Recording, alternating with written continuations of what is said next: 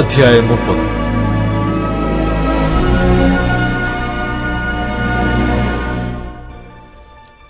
പാപത്തോട് പാപം കൂട്ടുവാൻ തക്കവണ്ണം എന്നെ കൂടാതെ ആലോചന കഴിക്കുകയും എന്റെ ആത്മാവിനെ കൂടാതെ സഖ്യം ചെയ്യുകയും ഫറവോന്റെ സംരക്ഷണയിൽ തങ്ങളെ തന്നെ സംരക്ഷിക്കേണ്ടതിനും മിസ്രയീമിന്റെ നിഴലിൽ ശരണം പ്രാപിക്കേണ്ടതിനും എന്റെ അരുളപ്പാട് ചോദിക്കാതെ മിസ്രയീമിലേക്ക് പോകുകയും ചെയ്യുന്ന മത്സരമുള്ള മക്കൾക്ക് അയ്യോ കഷ്ടമെന്ന് യഹോവ അരുളിച്ചെയ്തു. എന്നാൽ ഫറവോന്റെ സംരക്ഷണം നിങ്ങൾക്ക് നാണമായും മിസ്രയീമിന്റെ നിഴലിലെ ശരണം ലജ്ജയായും ഭവിക്കും. അവന്റെ പ്രഭുക്കന്മാർ സോമനിലായി, അവന്റെ ദൂതന്മാർ ഹാനേസിൽ എത്തിയിരിക്കുന്നു. അവരൊക്കെയും തങ്ങൾക്ക് ലജ്ജയും അവമാനവുമല്ലാതെ ഉപകാരമോ സഹായമോ പ്രയോജനമോ ഒന്നും വരാത്ത ഒരു ജാതി നിമിത്തം ലജ്ജിച്ചു പോകും.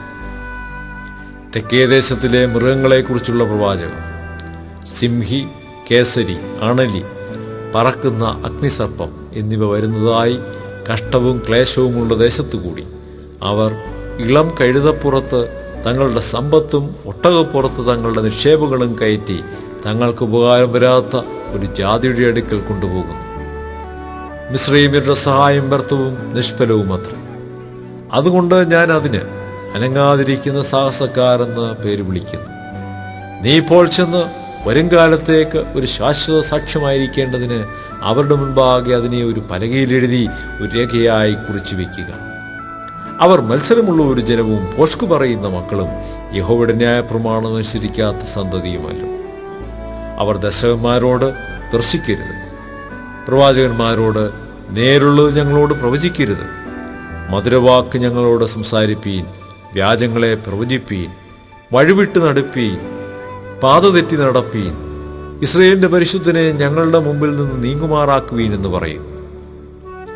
ആകയാൽ ഇസ്രയേലിന്റെ പരിശുദ്ധന് പ്രകാരം അരുളിച്ചെയ്തു: നിങ്ങൾ ഈ വചനത്തെ നിരസിച്ചു കളയുകയും പീഡനത്തിലും വക്രതയിലും ആശ്രയിച്ച് ചാരി നിൽക്കുകയും ചെയ്യുന്നതുകൊണ്ട് ഈ അകൃത്യം നിങ്ങൾക്ക് ഉയർന്ന ചുവരിൽ ഉന്തി നിൽക്കുന്നതും പെട്ടെന്ന് ഒരു മാത്ര കൊണ്ട് വീഴുന്നതുമായ ഒരു പൊട്ടൽ പോലെയായിരിക്കും. അടുപ്പിൽ നിന്ന് തീയെടുപ്പാനോ കുളത്തിൽ നിന്ന് വെള്ളം കോരുവാനോ കൊള്ളാകുന്ന ഒരു കഷ്ണം പോലും ശേഷിക്കാതെ വണ്ണം ഒരുവൻ കുശവന്റെ പൊട്ടക്കലം ഗണ്യമാക്കാതെ ഉടച്ചു കളയുന്നത് പോലെ അവൻ അതിനെ ഉടച്ചു കളയും. ഇസ്രയേലിന്റെ പരിശുദ്ധനായ യഹോവയായ കർത്താവ് ഇപ്രകാരം അരുളിച്ചെയ്യുന്നു: മനം തിരിഞ്ഞ് അടങ്ങിയിരുന്നാൽ നിങ്ങൾ രക്ഷിക്കപ്പെടും. വിശ്രമിക്കുന്നതിലും ആശ്രയിക്കുന്നതിലും നിങ്ങളുടെ ബലം. എങ്കിലും നിങ്ങൾക്ക് മനസ്സാകാതെ, അല്ല, ഞങ്ങൾ കുതിരപ്പുറത്ത് കയറി ഓടിപ്പോകും എന്ന് നിങ്ങൾ പറഞ്ഞു. അതുകൊണ്ട് നിങ്ങൾ ഓടിപ്പോകേണ്ടി വരും. ഞങ്ങൾ വേഗതയുള്ള കുതിരകളിൽ മേൽ കയറിപ്പോകുമെന്നും പറഞ്ഞു.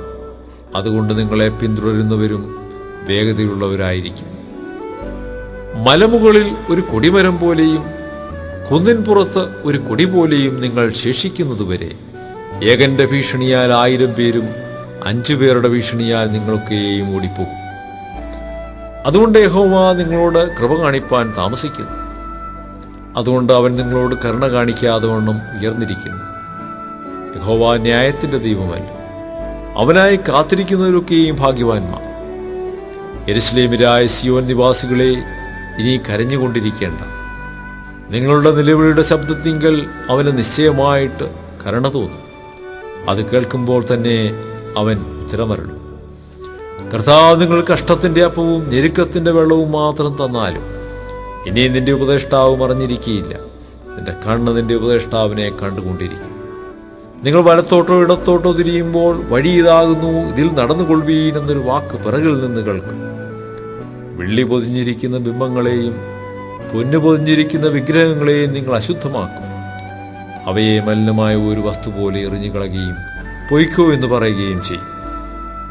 നീ നിലത്ത് വിതയ്ക്കുന്ന വിത്തിന് മഴയും നിലത്തിലെ വിളവായ അപ്പവും അവൻ നിനക്ക് തരും. അത് പുഷ്ടിയും സമൃദ്ധിയും ഉള്ളതായിരിക്കും. അന്ന് നിന്റെ കന്നുകാലികൾ വിസ്താരമായ മേച്ചിൽപ്പുറങ്ങളിൽ മേയും. നിലമുഴുന്ന കാളകളും കഴുതകളും മുറം കൊണ്ടും പല്ലി കൊണ്ടും വീശി പിടിപ്പാക്കിയതും ഉപ്പ് ചേർത്തതുമായ തീൻ തിന്നും. മഹാസംഹാര ദിവസത്തിൽ ഗോപുരങ്ങൾ വീഴുമ്പോൾ ഉയരമുള്ള എല്ലാ മലയിലും പൊക്കമുള്ള എല്ലാ കുന്നിന്മേലും തോടുകളും നീരൊഴുക്കുകളും ഉണ്ടാകും. യഹോവ തന്റെ ജനത്തിന്റെ മുറിവ് കെട്ടുകയും അവരുടെ അടിപ്പിണൽ പൊറുപ്പിക്കുകയും ചെയ്യുന്ന നാളിൽ ചന്ദ്രന്റെ പ്രകാശം സൂര്യന്റെ പ്രകാശം പോലെയാകും. സൂര്യന്റെ പ്രകാശം 7 പകലിന്റെ പ്രകാശം പോലെ 7 ഇരട്ടിയായിരിക്കും. ഇതാ, കോപം ജ്വലിച്ചും കനത്ത പുക പുറപ്പെടുവിച്ചും കൊണ്ട് യഹോവയുടെ നാമം ദൂരത്തു നിന്ന് വരുന്നു. അവന്റെ അധരങ്ങളിൽ ഉഗ്രകോപം നിറഞ്ഞിരിക്കുന്നു.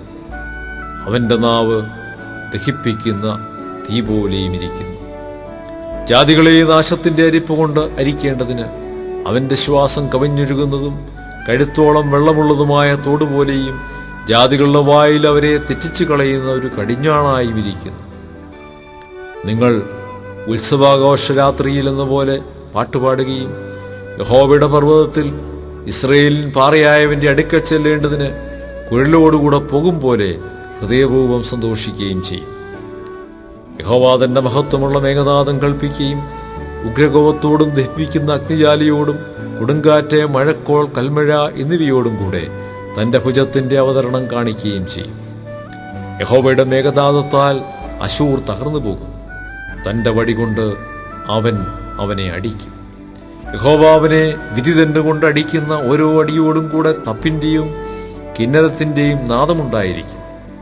അവൻ അവരോട് തകർത്ത് പടവിട്ടു. പണ്ട് തന്നെ ഒരു ദഹനസ്ഥലം ഒരുക്കിയിട്ടുണ്ടല്ലോ, അത് രാജാവിനായിട്ടും ഒരുക്കിയിരിക്കുന്നു. അവനതിനെ ആഴവും വിശാലവുമാക്കിയിരിക്കുന്നു.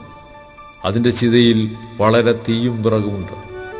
യഹോവയുടെ ശ്വാസം ഒരു ഗന്ധക നദി പോലെ അതിനെ കത്തിക്കും.